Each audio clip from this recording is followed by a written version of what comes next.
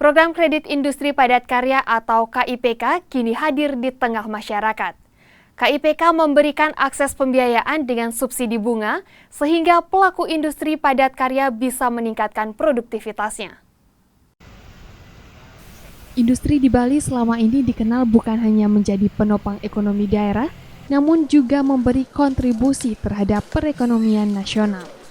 Sektor industri manufaktur dan industri berbasis budaya seperti pakaian jadi, tekstil, furnitur, kerajinan dari kulit, makanan dan minuman hingga mainan anak terus mengalami pergerakan dinamis dalam beberapa tahun terakhir. Untuk memperkuat daya saing, pemerintah hadir melalui program kredit industri padat karya atau KIPK.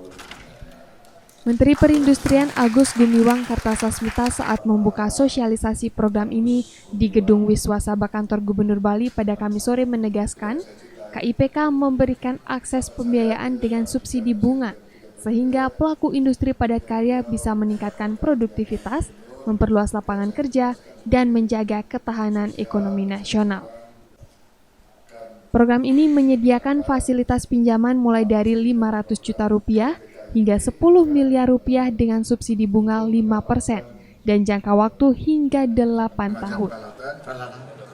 Dan dalam program ini memberikan subsidi ya, bagi penerima manfaat, bagi perusahaan-perusahaan yang mendapatkan kredit, memberikan subsidi 5%. Jadi kalau financial institution atau perbankan itu memberikan kredit 7%, maka yang 5% itu ditanggung oleh pemerintah dan mereka, para pelaku usaha, hanya perlu membayar 2%. Mereka yang mengambil kredit untuk peremajaan teknologi, untuk pembelian peralatan atau teknologi baru, dan juga untuk modal usaha.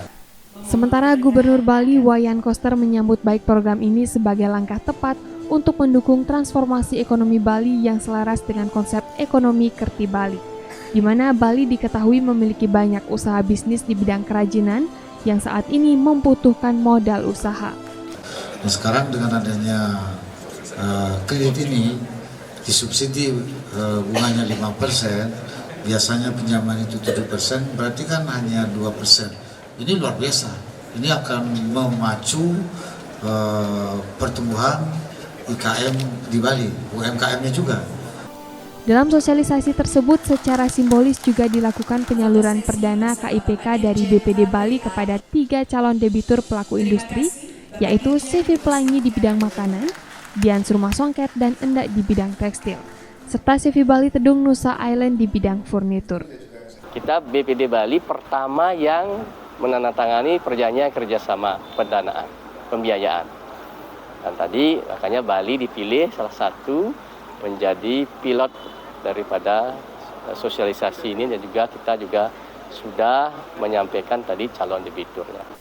Menteri Perindustrian juga menargetkan secara nasional sedikitnya 2.000 pelaku industri untuk bisa memanfaatkan program kredit industri padat karya ini di seluruh Indonesia melalui 12 bank penyalur KIPK yang telah bekerja sama dengan Kementerian Perindustrian RI.